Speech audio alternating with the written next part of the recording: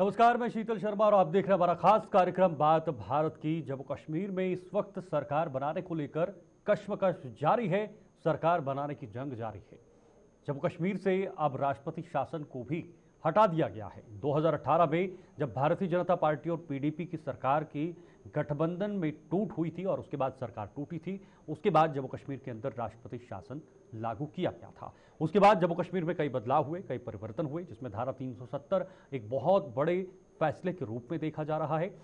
सियासी परिस्थितियां भी बदली, लेकिन जब 2024 में अभी अभी विधानसभा चुनाव संपन्न हुए तो इन विधानसभा चुनाव में नेशनल कॉन्फ्रेंस ने सबसे बड़ी पार्टी बनकर कांग्रेस के साथ गठबंधन में सरकार बनाने जा रही है, जिसकी कश्मकश चल रही है और राष्ट्रपति शासन हटने के बाद उनका रास्ता भी साफ हो गया है। लेकिन दूसरी बड़ी पार्टी जम्मू कश्मीर के इन चुनाव में जब निकलकर सामने आई, वो कोई और नहीं बल्कि भारतीय जनता पार्टी थी, जिन्होंने मात्र जम्मू सूबे से 29 सीटें जीतकर इतिहास रच दिया और पहली बार 29 सीटें अपने नाम की। लेकिन विपक्ष के रूप में अब बीजेपी फुल तैयारी में नजर आ रही है। आज बीजेपी के विधायक दल की बैठक हुई, सभी विधायक एक साथ दिखे। विधायकों को पहले सम्मानित किया गया, विधायकों को इंट्रोड्यूस किया गया और साथ ही साथ इस बात पर भी चर्चा हुई कि आगे ऑपोजिशन के तौर पे कैसे काम किया जाना चाहिए, क्या रणनीति बनाई जानी चाहिए। ये तमाम मुद्दे इसमें जो है जिन पर चर्चा की गई। हालांकि विधायक दल की बैठक में यह भी बताया जा रहा था कि आज नेता प्रतिपक्ष के चेहरे पर भी मोहर लगेगी, लेकिन ऐसा नहीं हुआ, जिस पर जानकारी दी गई जम्मू कश्मीर के बीजेपी अध्यक्ष रविंदर रैना ने। उन्होंने क्या कुछ कहा है सुनिए पहले, उसके बाद फिर आज की चर्चा भी शुरू करेंगे। शानदार और भव्य स्वागत भारतीय जनता पार्टी मुख्यालय में हुआ है।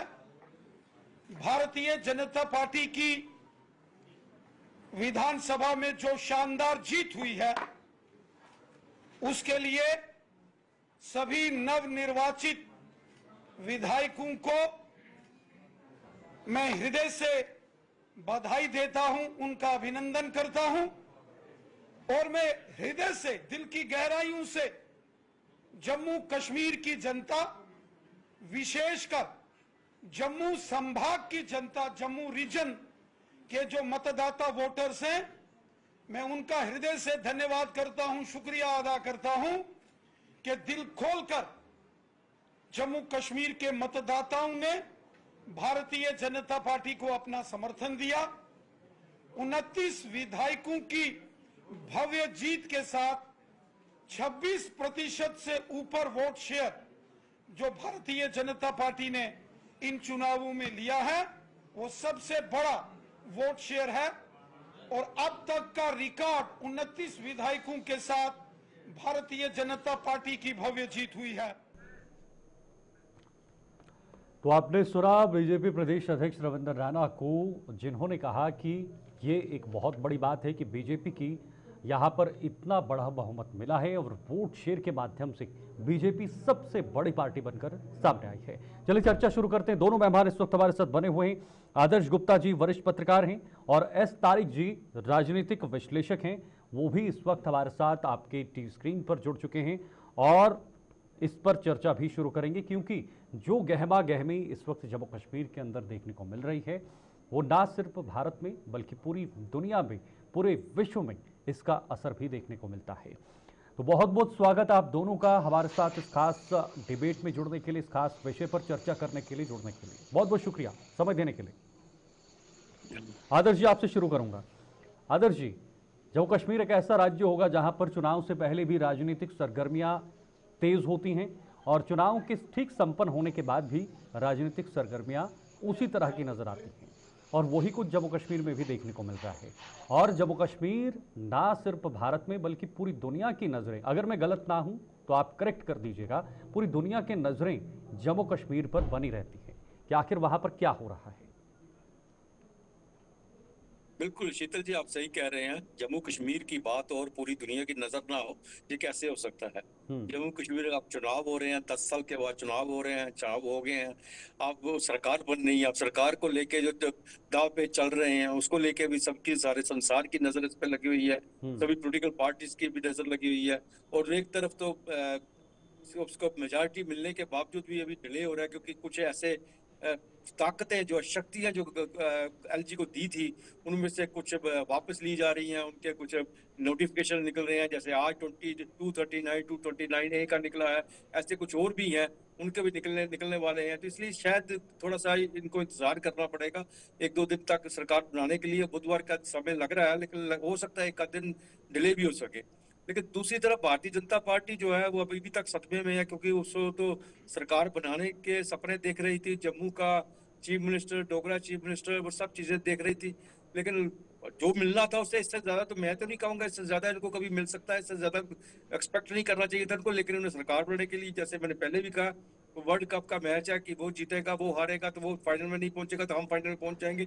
ये स्थिति थी भारतीय जनता पार्टी। बीजेपी का एक इतिहास रहा है और बीजेपी की एक खासियत कह सकता हूं, बीजेपी के दृष्टिकोण से एक खासियत रही है कि वो तख्ता पलट करने में भी काफ़ी अहम भूमिका निभाते हैं। तख्ता पलट करने में भी उनका एक अलग ही दिमाग चलता है, जो हमने महाराष्ट्र में देखा, गोवा में देखा, अन्य राज्यों में भी हम देखते आ रहे हैं, बिहार में भी कुछ इस तरह का नजर आया।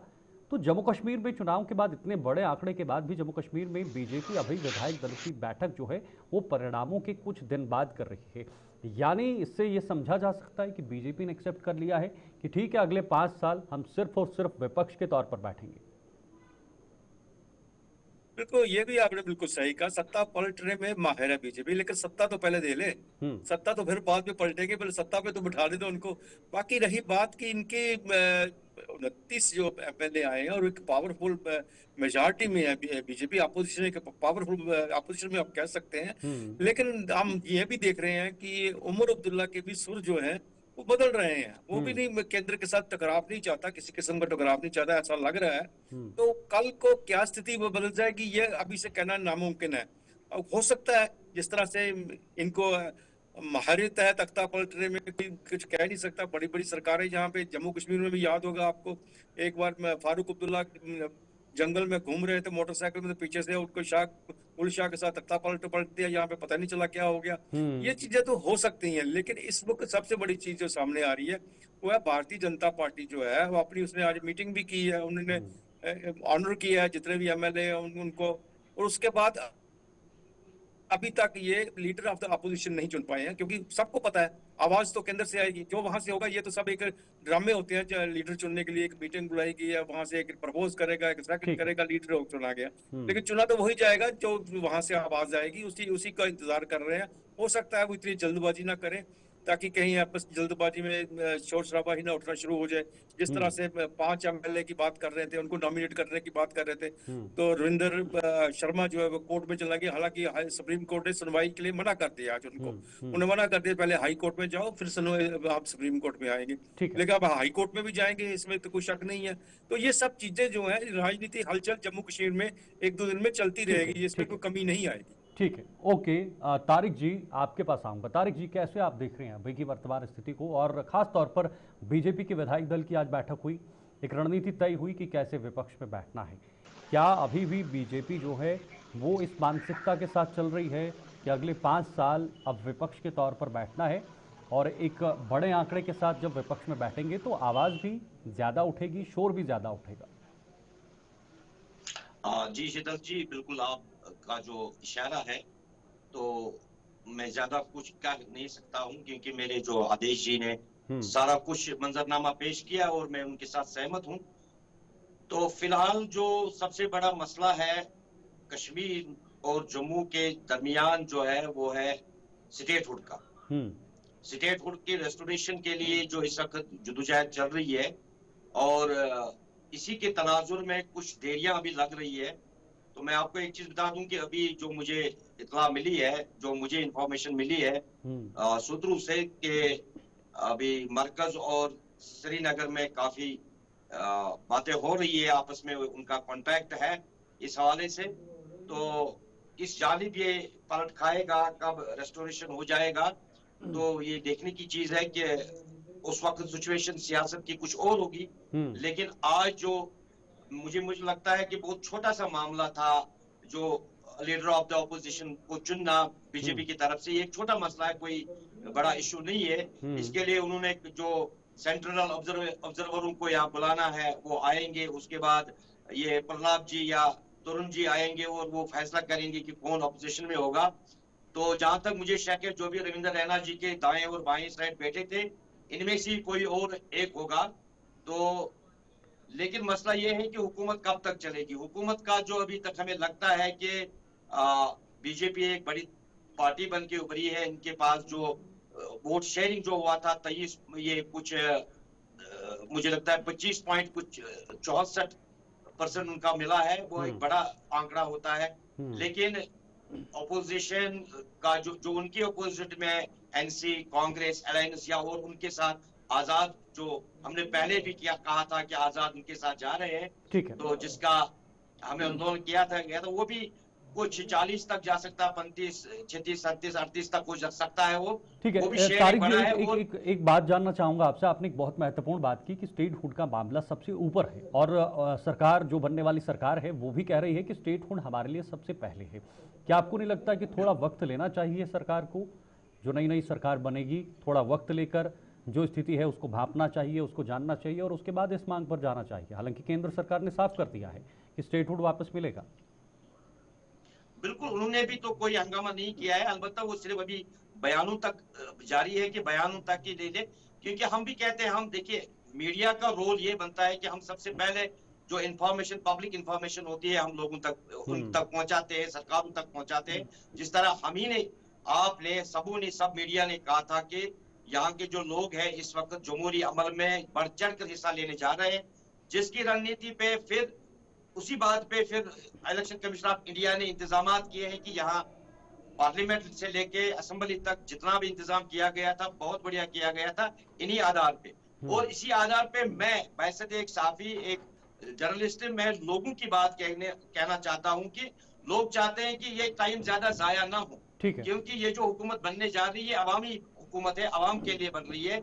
अगर इसमें ये तातुर रहेगा कि कब देंगे, नहीं देंगे, देंगे नहीं देंगे, तो जो ये हुकूमत है ये जाया हो रही है, ये जो पब्लिक वोट जाया हो रहा है। असल में बात हुकूमत की नहीं है, बात है पब्लिक वोट की। जो पब्लिक ने संविधान दिया, जो पब्लिक ने अपने चुने नुमाइंदे चुने हैं, उनका वोट जाया हो रहा है फिर। लेकिन सरकार जो इस वक्त की जो जम्मू कश्मीर की सरकार बनने जा रही है, उनका भी यही है कि जो भी है, जो भी आपने फैसला लेना है, मरकज ने पहले ही फैसला तय किया, ऑलमोस्ट सबों ने इस पे सहमति भरी है कि नहीं स्टेट को देना चाहिए। बल्कि आज ही के दिन जम्मू में जो, और ये शिवसेना की भी एक प्रेस कॉन्फ्रेंस हुई, उन्होंने भी बड़ी जोर से ये गुजारिश की है कि स्टेटहुड को रेस्टोर किया जाए। और रेस्टोर करने में मुझे नहीं लगता कोई प्रॉब्लम है। अब कब होना है ये कोई प्रॉब्लम नहीं, लेकिन एक लिमिट अगर दिया जाए सरकार और श्रीनगर के दरमियान, अगर बातों में ही उनको बताया दिया जाए, पब्लिक डोमेन में ना ही दे, तो तब जाके बात अच्छी बन सकती है। ठीक है, ओके। आदर्श जी, स्टेटहुड कितना बड़ा मुद्दा है, और क्योंकि जिस तरह से तारिक जी ने कहा कि बहुत बड़ी चीज़ें मिलना चाहिए, क्योंकि ये सिर्फ पॉलिटिकल पार्टीज का सवाल नहीं है, उनकी सत्ता, उनकी पावर्स का सवाल नहीं है, बल्कि सवाल लोगों के वोट का है, जिन्होंने इस लोकतंत्र के सबसे बड़े पर्व में अपनी सहभागिता निभाई है। अपने वोट का इस्तेमाल है ताकि उनके हक, उनकी जो समस्याएं हैं उनको हल किया जाए। तो क्या जैसे एक गाड़ी को पेट्रोल की ज़रूरत होती है, वो जब पेट्रोल ख़त्म होता है तो उसमें ज़रूरत, वो गाड़ी खुद ब खुद धीमा चलने लग जाती है, तो क्या आप यहाँ पर भी उस तरह की मांग जो है वो नज़र आ रही है, या उस तरह की ज़रूरत नज़र आ रही है इस समय पर? शीतल जी, ऐसा है कि नेशनल कॉन्फ्रेंस और ये गठबंधन जो है इनके मैनिफेस्टो का हिस्सा था। नेशनल कॉन्फ्रेंस का गठबंधन तो खामोश ही रहा, कांग्रेस तो खामोश रही इसके बारे में। 370 और ये स्टेट तो इनके मैनिफेस्टो का पहले सबसे नंबर 1 था। नेचुरली 370 की तो बात उन्होंने पहले यू टर्न ले लिया कि हम नहीं दे सकते हैं, वो तो उसके लिए हम लड़ाई करेंगे, 100 साल तक कोई लड़ेंगे, क्योंकि तो हम दे नहीं सकते हैं, वो तो हमने मांग रहा है और उनसे हम मांग नहीं सकते। जिन्होंने छीनी है वो हमें क्या देंगे। बात रही स्टेटहुड की। स्टेटहुड के लिए तो केंद्र सरकार ने भी बार बार कहा कि स्टेटहुड हम देंगे, और राज्य नेचुरली नेशनल कॉन्फ्रेंस का मैनिफेस्टो में जो नंबर 1 है तो वो स्टेटहुड की बात करेंगे। स्टेटहुड तो मिलना ही चाहिए, और मुझे लगता है कि स्टेटहुड जो जम्मू कश्मीर को मिलेगा, और क्योंकि भारतीय जनता पार्टी को सिर्फ जम्मू कश्मीर में नहीं, सिर्फ महाराष्ट्र में और भी बहुत जगह इलेक्शन लड़ने हैं, और उनकी बात को लेके इसी बात पे एक बहुत बड़ा इश्यू बन सकता है कि भारतीय जनता पार्टी ने वादा किया है स्टेट हुड देने का, और भारतीय जनता पार्टी वहां पे स्टेट हुड नहीं दे रही है। इस बात का भी लेके एक चुनावी इश्यू बन सकता है। इसलिए मुझे लग रहा है कि आने वाले दिनों पहले सबसे जल्दी जो सबसे पहले है उनको सरकार बनाना है। सरकार बनाने के बाद ये जैसा उन्होंने कहा कि पहली कैबिनेट मीटिंग में हम स्टेट हुड की बात करेंगे, हो सकता है दरबार मूव की भी उसमें बात की जाए। दो चीजें जो है पहली कैबिनेट मीटिंग में हो, ये तो हमें इंतजार करना पड़ेगा कि कैबिनेट मीटिंग कब होती है और उसके बाद इनका क्या है। स्टेट हुड को लेकर जम्मू कश्मीर की सियासत जो है चलती ही रहेगी। ठीक है तारिक जी, इस सरकार का, ये जो सरकार अभी बनेगी, इस सरकार का भविष्य आप क्या देखते हैं? एक राजनीतिक विश्लेषक के तौर पर क्या देखते हैं, कहाँ किस दिशा में ये सरकार जाएगी, किस दिशा में काम करेगी, क्या इनकी एक रूपरेखा होगी जो सरकार की तरफ से बनाई जाएगी? सुन पा रहे हैं आप? तारिक जी, आप सुन पा रहे हैं? तारिक जी तक हमारी आवाज नहीं पहुंच पा रही है। तारिक जी सुन पा रहे हैं आप? चलिए, लगता है आवाज हमारी उन तक नहीं पहुंच पा रही है। दोबारा से उनसे जुड़ने की कोशिश करेंगे। लेकिन आदर्श जी, मैं आप ही से ये जानना चाहूंगा, अब इस नई सरकार की चुनौतियों पे हमने बातचीत की थी, क्या रूपरेखा होगी, क्या रोड मैप होगा? क्योंकि सभी ताकतें उनके पास नहीं हैं, लेकिन उसके बावजूद भी सरकार को आगे बढ़ना है, लोगों के काम भी करने होंगे, क्योंकि सरकार के साथ साथ उनके अपने अपनी जो पार्टियां हैं, यानी जो अगले चुनाव के लिए उन्होंने अपनी एक ज़मीन भी तैयार करनी है इन कामों के जरिए। बिल्कुल बिल्कुल शीतल जी, ऐसा है कि जम्मू कश्मीर की जो सरकार बनेगी, जैसा लग रहा है कि वो टकराव के मूड में नहीं होगी, वो इस पोजीशन में नहीं होगी कि केंद्र के साथ उसका टकराव हो, और ना ही वो जम्मू को इग्नोर कर पाएगी। उन सरकार जो है जम्मू कश्मीर को साथ लेके चलेगी। जम्मू को भी उतना भी हक मिलेगा जितना कश्मीर को मिलेगा। जम्मू में भी उन्होंने सीटें जीती है, कहना बिल्कुल गलत था कि जम्मू में उन्हें कुछ मिला ही नहीं। जम्मू में भी मिला है, उनको सब कुछ मिला है। जम्मू से मिला के तो सरकार बना रहे हैं। जम्मू के बिना वो सरकार कैसे बना सकते हैं? हिंदू मुस्लिम की बात करें, हिंदू के एमएलए के बिना भी सरकार नहीं बन सकती। ये सारा गलत है, ये सब चुनावी बातें हैं। चुनावी बातें जो चुनावों में खत्म हो जाएगी। सरकार बनने के बाद एक ठीक ठाक सरकार चलेगी, लेकिन ये है कि भारतीय जनता पार्टी एक मजबूत अपोजिशन होकर असेंबली में आएगी, और मजबूत अपोजिशन को लेके जो आज मीटिंग भी हुई है, वो किस तरह से रणनीति चलानी है, क्या करना है, इस बात पे चर्चा हो रही है। लेकिन टकराव इनका ज्यादा नहीं हो पाएगा, क्योंकि ये इनका जो आइडियोलॉजी है वो सब के सब आपस में मिलके चलने वाली है। ये इग्नोर नहीं कर रहे, ये टकराव नहीं चाहते हैं केंद्र के साथ। इसलिए ज्यादा जिस तरह से एक स्ट्रांग अपोजिशन सरकार को बिल्कुल जैसा पताड़ती है, वो नहीं लग रहा कि ऐसा वहां पे होने वाला है। मिलजुल के सरकार चलाएंगे ये, और भारतीय जनता पार्टी ने डेफिनेटली अपनी तरफ से कोशिश तक उन्होंने अपना दिखाना ही है कि हम भी यहाँ पे अपोजिशन में, स्ट्रांग अपोजिशन में। और स्ट्रांग अपोजिशन की वजह से सरकार, जिसकी भी जो नेशनल कॉन्फ्रेंस सरकार है, उसको भी सोच फूंक पर कदम रखने पड़ेंगे, उसको भी करना पड़ेगा। अपोजिशन बड़ी स्ट्रांग है। 1-2 एमएलए होते थे भारतीय जनता पार्टी, तब नहीं मान होते थे अपोजिशन में, अब तो 29 एमएलए हैं, और उसके बाद देखो नॉमिनेशन में भी इनके बढ़ाते हैं। क्या होता क्या नहीं है वो बात की बात है, लेकिन एक स्ट्रांग अपोजिशन के साथ सरकार जो बनेगी, और मुझे लग रहा है जो इसके केंद्र के साथ एक अच्छे रिलेशन होंगे, अच्छे रिलेशंस को लेके ये जम्मू कश्मीर के लिए काम करेगी। ठीक है तारिक जी, आप सुन पा रहे हैं? लगता है फिर तारिक जी तक आवाज़ नहीं पहुंच पा रही है, लेकिन कोशिश करेंगे कि बहुत जल्द उन तक आवाज़ पहुंचाई जाए, क्योंकि तकनीकी रूप से जो समस्याएं हो रही हैं उसको लेकर इस तरह से चीज़ें हो रही हैं। तारिक जी, आप सुन पा रहे हैं? आप तक आवाज़ पहुंच पा रही है? जी तारिक जी, मैं आपसे ये जानना चाहूँगा, क्योंकि जो परिवर्तन पिछले कुछ सालों में हुए हैं जम्मू कश्मीर के अंदर, उससे आप भी वाकिफ़ हैं, आपने करीबी से देखा होगा, कश्मीर की स्थिति भी आपने देखी होगी। ऐसे में नेशनल कॉन्फ्रेंस 10 सालों के बाद वापस सत्ता में आ रही है। नेशनल कॉन्फ्रेंस और कांग्रेस, बीजेपी पीडीपी की सरकार बनी थी 2014 में, उसके बाद टूट गई, लेकिन 10 साल के बाद अब इस सरकार का विजन क्या होगा, किस विजन के साथ ये सरकार आगे बढ़ेगी, किन मुद्दों के साथ आगे बढ़ेगी? देखिए, मैं आपको कहना चाहूंगा शीतल जी, जो इस बरस की सरकार होगी, इस साल की जो सरकार होगी, वो पिछले सरकारों के तुलना में बिल्कुल मुख्तलिफ होगी। ये मेरी एनालिसिस, क्योंकि इस साल या इस वर्ष जो वोटरों की जो मामलात है वो टोटल डिफरेंट हो गए हैं। वोटरों ने जो वोट दिया है वो भी एक खास वजह के साथ दिया है, और एक बड़ी खामोशी के बाद दिया है। और यहाँ सियासत का बिल्कुल ही पलटा, सारा जो मामला है उल्टा सुलटा हो गया। आपके जो नेशनल कॉन्फ्रेंस भी है, हमें लगता है, जहां तक मुझे उनके साथ बात करने की कभी कभार जो मुझे मौका मिला है, अपोजिशन से भी मौका मिला है, तो मुझे हमेशा लगा है कि नहीं, कुछ तब्दीलियां आ रही है सियासतदानों में। जिस तरीके से वोटरों में तब्दीली आ गई है, सियासतदानों में भी तब्दीली आई है। अब के बाद अगर जरा सी भी चूक हो, ना तो अपोजिशन उनको छोड़ेगी, ना तो अवाम उनके फेवर में आएगी। ठीक है, जाहिर बात है, तो उनका यही बिल्कुल प्लान बन चुका है कि हम इस बरस की जो हुकूमत है वो सही ढंग से करेंगे, और करना भी चाहिए। बल्कि मेरा मानना है कि जिस तरीके से मुझे उम्मीद है हुकूमत पर, उससे ज्यादा उम्मीद मुझे अपोजिशन पे है कि वो बेहतरीन अपोजिशन के तौर पे आगे बढ़ेंगे, ताकि वो अवामी मुद्दे लेके आए और जायज मुद्दे लेके आए, बगैर शोर शराबे के, गाली गलूज के बगैर, जाती अटैकों के बगैर। सिर्फ वो झंझोड़े हुकूमत को कि अवाम की जो डिमांड है, जो उनकी डेवलपमेंट है, उनकी जो ये अनएम्प्लॉयमेंट है, या उनके हेल्थ के इश्यूज है, या जो यहाँ डेलीवेजन की इशू है, या जो उन्होंने अभी तक अपने मैनिफेस्टो में दिया है कि हम बिजली की कीमतों में कमी करेंगे, या उनके कुछ यूनिट्स कम करेंगे, खत्म करेंगे, तो उन सब चीजों पे ऑपोजिशन को भी अवाम का ही रोल निभाना चाहिए। और मुझे उम्मीद है कि इस बात का जो असेंबली जो होगी बहुत खूबसूरत होगी, शोर शराबे के बगैर होगी, लेकिन एक पायदार इख्तिलाफ के साथ होगी। ठीक है, ओके। आदर्श जी, क्या केंद्र सरकार का रोल तो है ही है जम्मू कश्मीर की सरकार को आगे बढ़ाने में, जम्मू कश्मीर को आगे चलाने में?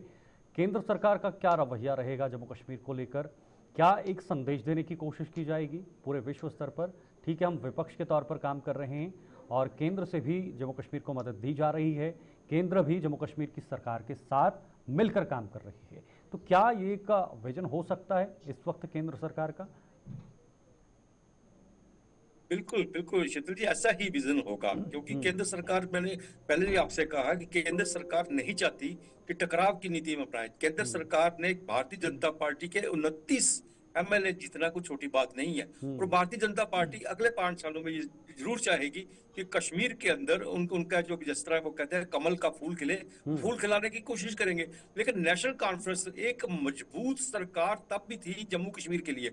जम्मू में उनके मिनिस्टर थे, जम्मू के साथ उनका अच्छा संबंध था, लेकिन ये बीच में जो आया जम्मू और कश्मीर जब हुआ, तो नेशनल कॉन्फ्रेंस फिर कोशिश करेगा कि वही पुरानी नेशनल कॉन्फ्रेंस को लाया जाए, कि जम्मू में एक स्ट्रांग नेशनल कॉन्फ्रेंस थी। जम्मू के दिल से कहते हैं, दिल से अपनी सीटें निकाल के ले गए थे।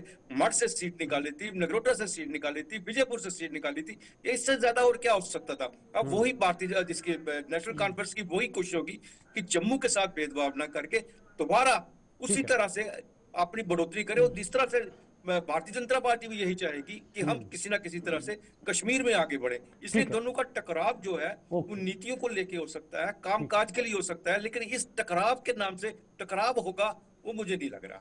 ठीक है, ओके। तारिक जी, एक आखिरी कंक्लूजन कमेंट आपसे लूंगा 20 सेकंड में, थोड़ा समय कम है। जी देखिए जी, मैं एक उम्मीद के साथ ये बात कहना चाहूंगा। मेरा कहना अवाम की बात है, जो अवाम से हम हासिल करते हैं, अवाम की बात आपके जरिए हम हुकूमत तक या जो भी एडमिन होते हैं उन तक पहुंचाने की कोशिश कर रहे हैं। कश्मीर ने 10 साल के बाद इस चुनाव में बढ़ चढ़ कर हिस्सा लिया है। ये एक बहुत बड़ी खैर सगाली है, और दिल्ली को चाहिए इस खैर सगाली का बदला बहुत बड़ी खैर सगाली के साथ दे, बहुत बड़ी खैर सगाली के साथ दे। ठीक है, जो अवाम की जो एस्पिरेशंस है, जो उनके खदशात, जज्बात, ये सब लेके सियासी तशक्कुस या डेवलपमेंट, सब कुछ जो हुकूमतों के पास होता है अवाम के लिए, ठीक है, वो उनके लिए वक्फ रखें। ओके, और ये मौका कभी ना गवाएं। ओके। बहुत बहुत शुक्रिया आप दोनों का। आदर्श जी, तारिक जी, आपका भी बहुत बहुत शुक्रिया समय देने के लिए और इस खास विषय पर हमारे साथ चर्चा करने के लिए। देखिए, जम्मू कश्मीर इस वक्त सुर्खियों में इसलिए भी है क्योंकि नई सरकार बन रही है, और नई सरकार जब बनेगी उसके बाद ये सरकार कितनी स्थिर रहेगी, क्योंकि पावर्स या शक्तियां जो हैं वो एलजी के पास भी हैं। क्या दोनों के बीच टकराव देखने को मिलेगा या फिर तालमेल के साथ जम्मू कश्मीर की ये नई नजर आएगी? अभी के लिए इतना ही, दीजिए इजाजत, नमस्कार।